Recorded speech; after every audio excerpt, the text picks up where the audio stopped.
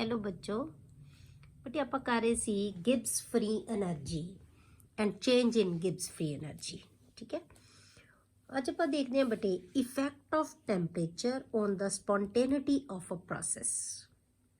क्योंकि हुण आप जी स्पॉन्टेनिटी देखनी है प्रोसैस की, वो किहदे नाल देखांगे बटे फ्री एनर्जी दे नाल ही, Gibbs free energy delta G दे नाल ही आप स्पॉन्टेनिटी देखनी है। आप देखिया सी कि जे दी वैल्यू 0 आ जाती है तो इक्विलिब्रियम ते होएगी प्रोसैस, जे नैगेटिव है तो स्पॉन्टेनियस होएगी, जे पॉजिटिव है तो नॉन स्पॉन्टेनियस होएगी। मतलब सिर्फ डेल्टा जी की वैल्यू ही सानू दसेगी स्पॉन्टेनिटी बारे। ठीक है, हुण आप टैंपरेचर का इफेक्ट देखते हैं बटे कि किसी भी प्रोसैस की स्पॉन्टेनिटी के उत्ते टैंपरेचर का की इफेक्ट होएगा। ਆਪਾਂ गिब्स हेल्मोल्ट्ज़ इक्वेशन जे लिखीए बेटे तो की है delta G is equal to delta H minus T delta S. ये एंथैल्पी फैक्टर है, ये एंट्रोपी फैक्टर है। दोनों फैक्टर्स नूं रिलाता असी कोरिलेट करता तो उन्होंने असी की किया रिलेट करके उन्होंने की किया गिब्स फ्री एनर्जी के नाल उन्होंने टर्म नवीं असी डिस्कस की सी। ठीक है, हुण जिहड़ा बेटे चेंज इन टैंपरेचर होएगी या राइज इन टैंपरेचर है वो डेल्टा एच दे मैगनीट्यूड नूं ज़्यादा इफेक्ट नहीं करता पर डेल्टा एस नूं करता है। ठीक है, तो हुण जिहड़ी डेल्टा एस की डेल्टा एस की वैल्यू के उत्ते की इफेक्ट पैंदा है तो उहदे करके डेल्टा जी की वैल्यू चेंज होएगी।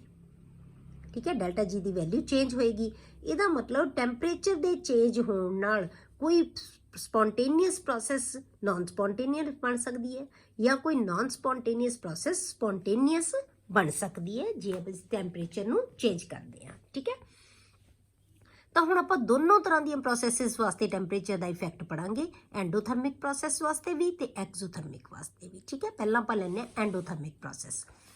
हुण आपां इक्वेशन लिखते हैं Gibbs Helmholtz equation delta G is equal to delta H minus T delta S.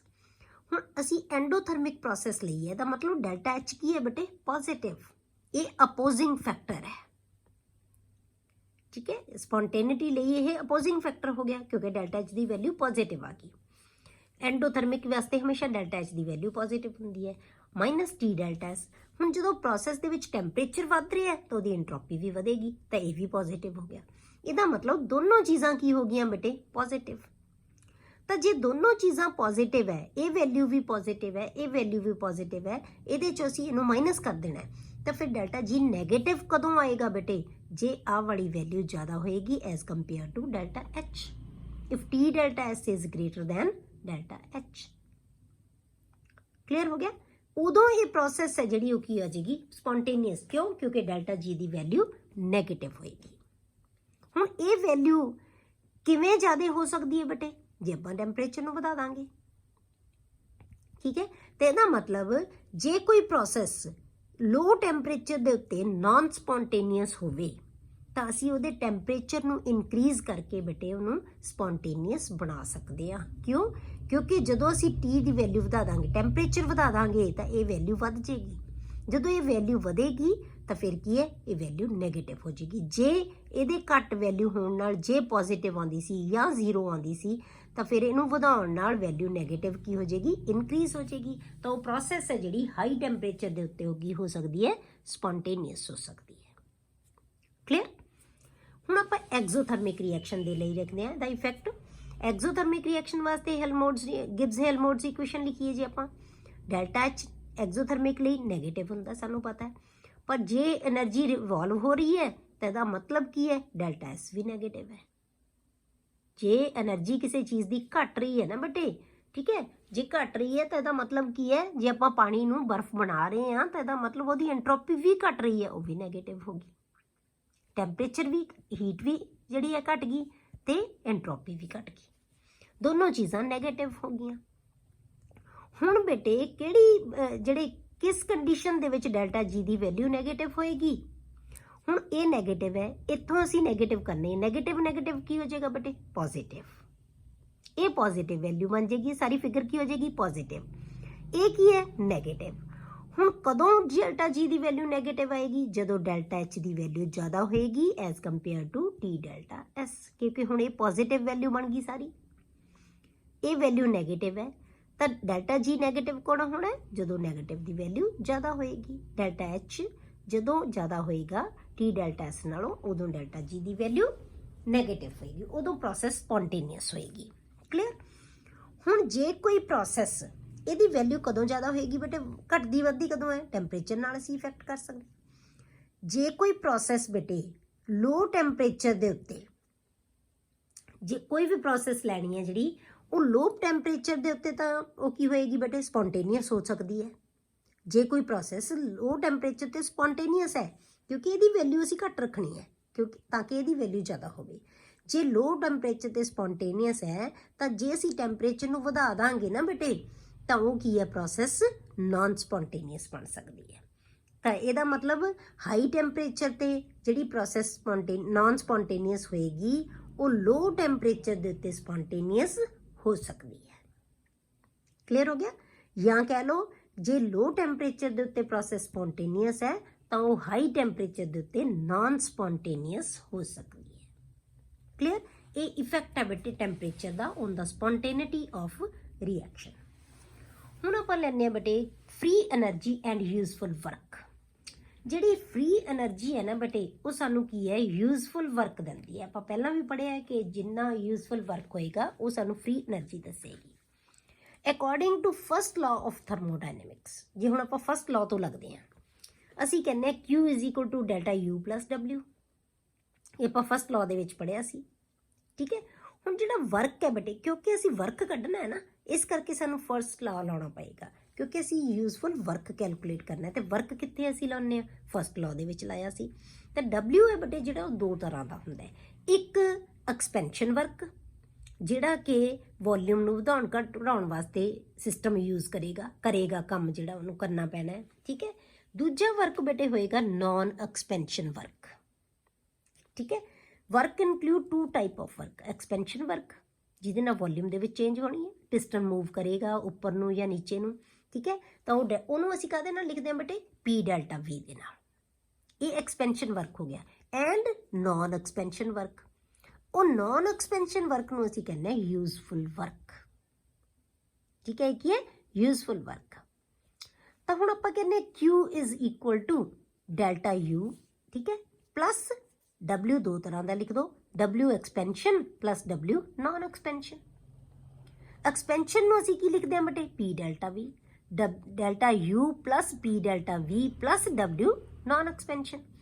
ΔU + P∆V ਕੀ ਹੁੰਦਾ ਬੇਟੇ, ΔH। ਇਹਨੂੰ ਅਸੀਂ ਐਂਥੈਲਪੀ ਚੇਂਜ ਕਹਿੰਦੇ ਹਾਂ। ਇਹਦੀ ਵੈਲਿਊ ਪੁੱਟ ਕਰ ਦਿਓ ਤਾਂ ਕੀ ਆ ਜਾਏਗਾ, Q = ΔU, ਇਹਦੇ ਨਾ ΔH, ਇਹ ਬਣ ਗਿਆ ΔH + W ਨਾਨ ਐਕਸਪੈਂਸ਼ਨ। ਪਹਿਲਾਂ ਅਸੀਂ ਇੰਟਰਨਲ ਐਨਰਜੀ ਦੀ ਚੇਂਜ ਦੀ ਫਾਰਮ ਦੇ ਵਿੱਚ ਸੀ ਸਾਡੇ ਕੋਲੇ, ਹੁਣ ਆਪਾਂ ਐਂਥੈਲਪੀ ਦੇ ਵਿੱਚ ਲੈ ਆਏ ਇਸੇ ਪ੍ਰੋਸੈਸ ਨੂੰ। ਹੁਣ ਐਂਥੈਲਪੀ ਫੈਕਟਰ ਤਾਂ ਆ ਗਿਆ, ਅਸੀਂ ਪਹੁੰਚਣਾ ਕਿੱਥੇ ਬੇਟੇ, ΔG ਤੇ, ਕਿਉਂਕਿ ਸਾਨੂੰ ਸਪੌਂਟੇਨਿਟੀ ਦੱਸਣੀ ਫ੍ਰੀ ਐਨਰਜੀ ਤੇ ਪਹੁੰਚਣਾ ਸੀ। ਠੀਕ ਹੈ। ਤਾਂ ਹੁਣ ਆਪਾਂ ਬੇਟੇ ΔH ਤਾਂ ਆ ਗਿਆ, ਹੁਣ ਅਸੀਂ ΔS ਲੈ ਕੇ ਆਉਣਾ ਹੈ, ਤਾਂ ਸਾਡੇ ਕੋਲੇ ਗਿਬਸ ਐਨਰਜੀ, ਕਿਉਂਕਿ ਦੋਨਾਂ ਦਾ ਰਿਲੇਸ਼ਨ ਹੈ ਜਿਹੜਾ ਗਿਬਸ ਐਨਰਜੀ ਹੈ। ਹੁਣ ਆਪਾਂ ਦੇਖਦੇ ਹਾਂ ਬੇਟੇ ਕਿਸੇ ਰਿਵਰਸੀਬਲ ਪ੍ਰੋਸੈਸ ਵਾਸਤੇ ਕੌਨਸਟੈਂਟ ਟੈਂਪਰੇਚਰ ਤੇ ਜਦੋਂ ਹੁੰਦੀ ਹੈ, ΔS ਕਿਹਦੇ ਬਰਾਬਰ ਹੁੰਦਾ ਹੈ, Q/T। ਠੀਕ ਹੈ। ਜਾਂ ਆਪਾਂ ΔH/T ਲਿਖਦੇ ਹਾਂ ਨਾ। ΔH ਜਿਹੜਾ ਕੌਨਸਟੈਂਟ ਪ੍ਰੈਸ਼ਰ ਦੇ ਉੱਤੇ ਕੀ ਹੁੰਦਾ ਹੈ, ਰਿਵਰਸੀਬਲ ਪ੍ਰੋਸੈਸ ਹੈ ਜਿਹੜੀ, ਉਹ ਕੀ ਹੋਏਗੀ, QV। ਜਾਂ ਇਹਨੂੰ ਆਪਾਂ Q ਰਿਵਰਸੀਬਲ ਜਾਂ QP ਕਹਿੰਦੇ ਹਾਂ ਇਹਨੂੰ ਆਪਾਂ, QP ਨੂੰ ΔH ਲਿਖ ਦਿੰਦੇ ਹਾਂ ਆਪਾਂ। ਤਾਂ ਇੱਥੇ ਆਏਗਾ ΔS = Q/T। ਇੱਥੋਂ ਅਸੀਂ Q ਕੱਢ ਲਓ ਬੇਟੇ, Q ਕਿਹਦੇ ਬਰਾਬਰ ਆ ਗਿਆ ਬੇਟੇ, T ਇੱਧਰ ਆ ਕੇ ਮਲਟੀਪਲਾਈ ਹੋ ਜਾਏਗਾ, T∆S। Q = T∆S। ਠੀਕ ਹੈ। ਹੁਣ ਆਪਾਂ ਇਹਦੀ ਵੈਲਿਊ, Q ਦੀ ਵੈਲਿਊ ਇੱਥੇ ਪੁੱਟ ਕਰ ਦਿਓ।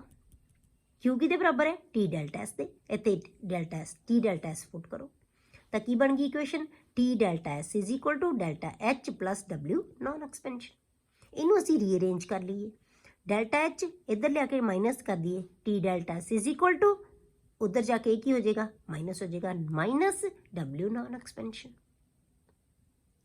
ਠੀਕ ਹੈ। ਇਹ ਕੀ ਬਣ ਜਾਏਗਾ, W ਨਾਨ ਐਕਸਪੈਂਸ਼ਨ।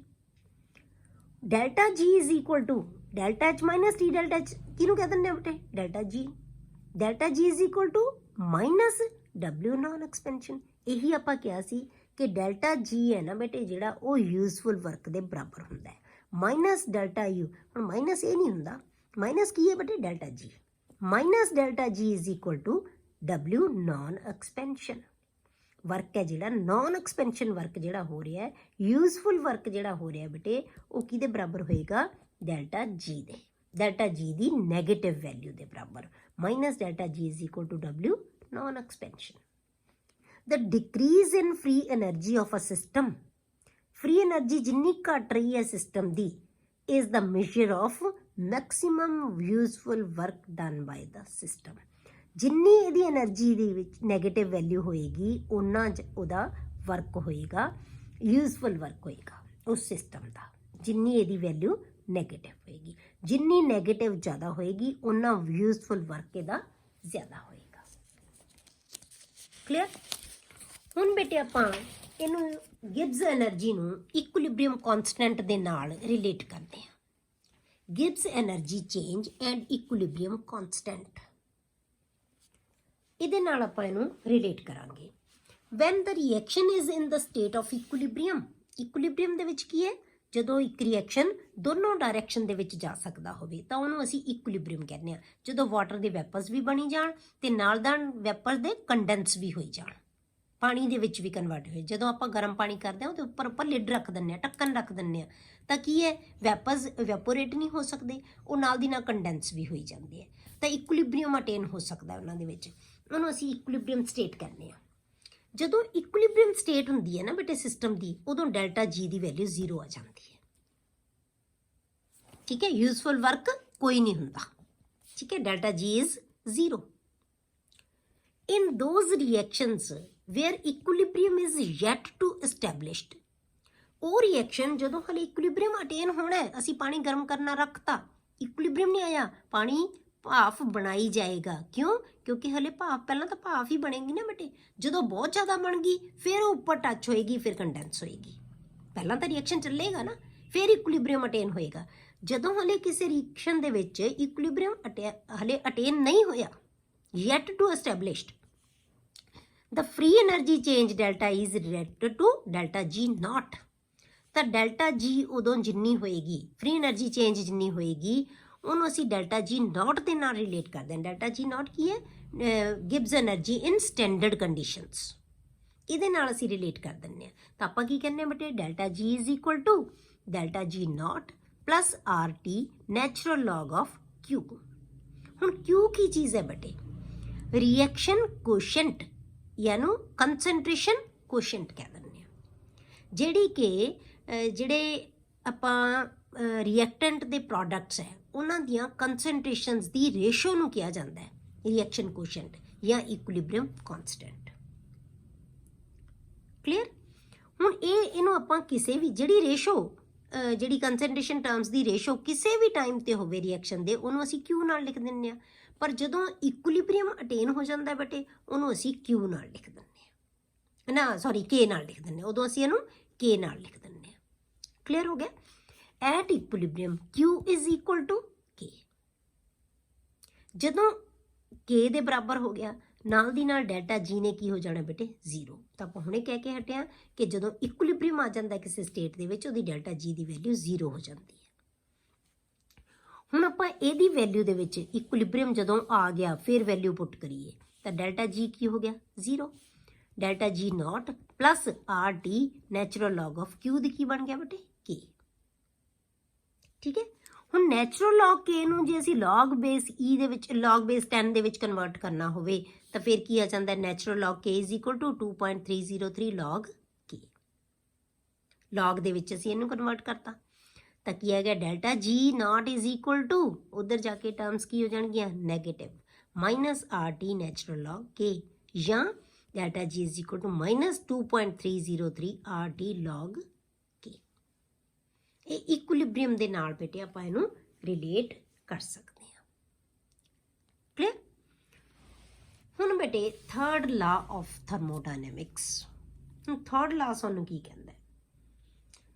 ਜਦੋਂ ਬੇਟੇ ਟੈਂਪਰੇਚਰ ਹੈ ਜਿਹੜਾ ਸਿਸਟਮ ਦਾ ਰਾਈਜ਼ ਕਰਦਾ ਹੈ ਤਾਂ ਉਹਦੀ ਐਂਟਰੋਪੀ ਇਨਕਰੀਜ਼ ਹੁੰਦੀ ਹੈ। When temperature of the system rises, the entropy increases, and when temperature is lowered, the entropy decreases। ਜਦੋਂ ਅਸੀਂ ਟੈਂਪਰੇਚਰ ਘਟਾ ਦਿੰਨੇ ਆ ਤਾਂ ਐਂਟਰੋਪੀ ਕੀ ਹੋ ਜਾਂਦੀ ਹੈ ਬੇਟੇ? ਘਟ ਜਾਂਦੀ ਹੈ। ਠੀਕ ਹੈ, ਜਦੋਂ ਟੈਂਪਰੇਚਰ ਵਧਾਉਂਦੇ ਆ ਐਂਟਰੋਪੀ ਇਨਕਰੀਜ਼ ਹੋ ਜਾਂਦੀ ਹੈ, ਜਦੋਂ ਟੈਂਪਰੇਚਰ ਘਟਾਉਂਦੇ ਆ ਤਾਂ ਐਂਟਰੋਪੀ ਡਿਕਰੀਜ਼ ਹੋ ਜਾਂਦੀ ਹੈ। ਦ ਐਂਟਰੋਪੀ ਆਫ ਐਨੀ ਪਿਓਰ ਕ੍ਰਿਸਟਲਾਈਨ ਸਬਸਟੈਂਸ, ਕੋਈ ਵੀ ਜੇ ਅਸੀਂ ਕ੍ਰਿਸਟਲਾਈਨ ਸਬਸਟੈਂਸ ਲੈ ਲਈਏ, ਕ੍ਰਿਸਟਲਾਈਨ ਸਬਸਟੈਂਸ ਕੀ ਹੁੰਦੀ ਹੈ ਬੇਟੇ, ਜਿਹੜੀ ਪ੍ਰੋਪਰਲੀ ਇੱਕ ਪ੍ਰੋਪਰ ਅਰੇਂਜਮੈਂਟ ਬਣਾਇਆ ਹੋਵੇ, ਜਿਹੜੀ ਪੂਰੇ ਆਰਡਰ ਦੇ ਵਿੱਚ ਸਬਸਟੈਂਸ ਹੋਵੇ, ਉਹਨੂੰ ਅਸੀਂ ਕ੍ਰਿਸਟਲਾਈਨ ਸਬਸਟੈਂਸ ਕਹਿੰਦੇ ਹਾਂ। ਠੀਕ ਹੈ, ਜਿਹੜੀ ਪਿਓਰ ਕ੍ਰਿਸਟਲਾਈਨ ਸਬਸਟੈਂਸ ਹੈ ਨਾ, ਉਹਦੀ ਐਂਟਰੋਪੀ ਜ਼ੀਰੋ ਹੁੰਦੀ ਹੈ। ਕਿਉਂ? ਕਿਉਂਕਿ ਉਹਦੇ ਵਿੱਚ ਰੈਂਡਮਨੈਸ ਹੁੰਦੀ ਨਹੀਂ। ਜਿੰਨਾ ਆਰਡਰ ਜ਼ਿਆਦਾ ਹੋਏਗਾ ਬੇਟੇ, ਰੈਂਡਮਨੈਸ ਕੀ ਹੋਏਗੀ, ਉਨੀ ਘੱਟ ਹੋਏਗੀ। ਤਾਂ ਜਿਹੜੀ ਪਿਓਰ ਕ੍ਰਿਸਟਲਾਈਨ ਸਬਸਟੈਂਸ ਹੈ, ਉਹਦੀ ਐਂਟਰੋਪੀ ਹਮੇਸ਼ਾ ਜ਼ੀਰੋ ਨੂੰ ਅਪਰੋਚ ਕਰਦੀ ਹੈ। ਐਜ਼ ਦ temperature ਅਪਰੋਚਿਸ absolute zero. Absolute zero temperature ਕਿਹੜਾ ਹੁੰਦਾ ਬੇਟੇ? 0 ਕੈਲਵਨ ਨੂੰ ਕਹਿੰਦੇ ਹਾਂ ਅਸੀਂ। ਇਹ ਕੀ 0 ਕੈਲਵਨ ਟੈਂਪਰੇਚਰ ਹੈ, ਉਹਨੂੰ ਅਸੀਂ ਐਬਸੋਲਿਊਟ ਜ਼ੀਰੋ ਕਹਿੰਦੇ ਹਾਂ, ਮਤਲਬ -273 ਡਿਗਰੀ ਸੈਲਸੀਅਸ ਟੈਂਪਰੇਚਰ। ਤਾਂ ਇੰਨੇ ਘੱਟ ਟੈਂਪਰੇਚਰ ਦੇ ਉੱਤੇ ਕੋਈ ਵੀ ਸਬਸਟੈਂਸ ਹੈ, ਉਹਦੇ ਜਿਹੜੇ ਪਾਰਟੀਕਲਸ ਹੈ ਉਹ ਬਹੁਤ ਆਰਡਰ ਦੇ ਵਿੱਚ ਹੁੰਦੇ ਆ, ਉਹਨਾਂ ਦੇ ਵਿੱਚ ਰੈਂਡਮਨੈਸ ਬਿਲਕੁਲ ਨਹੀਂ ਹੁੰਦੀ, ਮੂਵ ਕਰ ਹੀ ਨਹੀਂ ਸਕਦੇ। ਤਾਂ ਉਹਨਾਂ ਦੀ ਐਂਟਰੋਪੀ ਕੀ ਹੋ ਜਾਂਦੀ ਹੈ ਬੇਟੇ? ਜ਼ੀਰੋ ਹੋ ਜਾਂਦੀ ਹੈ। ਐਂਟਰੋਪੀ ਉਹਨਾਂ ਦੀ ਜ਼ੀਰੋ ਨੂੰ ਅਪਰੋਚ ਕਰਦੀ ਹੈ। This is called third law of thermodynamics. ਇਹਨੂੰ ਅਸੀਂ ਥਰਡ ਲਾਅ ਆਫ ਥਰਮੋਡਾਇਨੈਮਿਕਸ ਕਹਿੰਦੇ ਹਾਂ। This is because at absolute zero there is perfect order in a crystal. ਇਹ ਕਿਉਂ ਹੁੰਦਾ ਹੈ? ਕਿਉਂਕਿ ਜਿਹੜਾ ਕ੍ਰਿਸਟਲਾਈਨ ਸਬਸਟੈਂਸ ਹੈ ਉਹ ਜ਼ੀਰੋ ਐਬਸੋਲਿਊਟ ਜ਼ੀਰੋ ਟੈਂਪਰੇਚਰ ਦੇ ਵਿੱਚ ਉਹਦੇ ਵਿੱਚ ਬਿਲਕੁਲ ਆਰਡਰ ਆ ਜਾਂਦਾ ਹੈ। ਉਹਦੇ ਵਿੱਚ ਪਾਰਟੀਕਲਸ ਬਿਲਕੁਲ ਆਰਡਰਲੀ ਪਲੇਸਡ ਹੁੰਦੇ ਆ, ਤਾਂ ਮੂਵ ਨਹੀਂ ਕਰ ਸਕਦੇ। ਰੈਂਡਮਨੈਸ ਉਹਨਾਂ ਦੇ ਵਿੱਚ ਬਿਲਕੁਲ ਵੀ ਨਹੀਂ ਹੁੰਦੀ। ਤਾਂ ਇਹਦਾ ਮਤਲਬ ਇਹ ਕੀ ਹੈ? ਥਰਡ ਲਾਅ ਆਫ ਥਰਮੋਡਾਇਨਾਮਿਕਸ ਸਾਨੂੰ ਕੀ ਕਹਿੰਦਾ ਹੈ ਕਿ ਕੋਈ ਵੀ ਪਿਓਰ ਸਬਸਟੈਂਸ ਦੀ ਐਬਸੋਲਿਊਟ ਜ਼ੀਰੋ ਦੇ ਉੱਤੇ ਉਹਦੀ ਐਂਟਰੋਪੀ ਹੈ ਜਿਹੜੀ ਉਹ ਜ਼ੀਰੋ ਹੋ ਜਾਂਦੀ ਹੈ। ਕਲੀਅਰ? ਇਹ ਬੇਟੇ ਆਪਣਾ ਚੈਪਟਰ ਅੱਜ ਇਸ ਟੌਪਿਕ ਦੇ ਨਾਲ ਖਤਮ ਹੋਇਆ। ਹੁਣ ਆਪਾਂ ਨੈਕਸਟ ਚੈਪਟਰ ਹੈ ਜਿਹੜਾ ਨੈਕਸਟ ਲੈਕਚਰ ਦੇ ਵਿੱਚ ਸਟਾਰਟ ਕਰਾਂਗੇ।